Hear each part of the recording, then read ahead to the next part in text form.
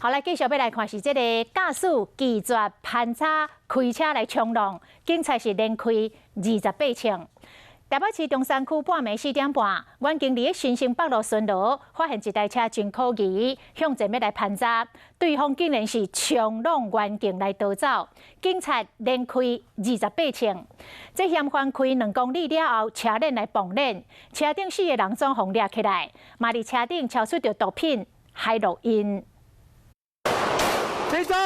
下车！停车！警方对白色轿车连开几啊枪嫌犯，同款无必落车加速要逃走。新北德威请求支援。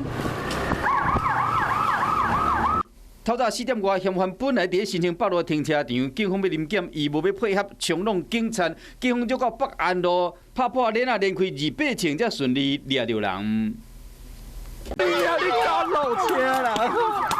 比了这个姓陈驾驶，因为3个链啊拢已破去啊，无倒阁驶啊，才互警方抓起来。2名员警的部分，这个因为所幸有这个闪避得及，所以这个都是这个右侧的这个手肘这个手指跟膝盖跟脚踝有这个轻微的擦挫伤跟扭伤。